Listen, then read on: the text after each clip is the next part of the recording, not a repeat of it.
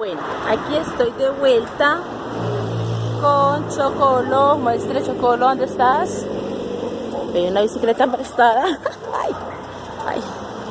Porque míralo acá. Mírenlo, Chocolo. Mira la cámara. Ajá. Vamos. Me lo traje ahorita, así. Porque duró todo el día en mi trabajo. Sinceramente, Chocolito, es 100% original. Mi Chocolo. Perro fiel, como él no hay, sinceramente. Y bueno, vamos. Aquí voy en camino para la casa rapidito a dejarlo porque el niño me vino en colectivo y se pegó. Se vino corriendo y me llegó al trabajo. Duró 8 horas conmigo en el trabajo. Aquí vamos.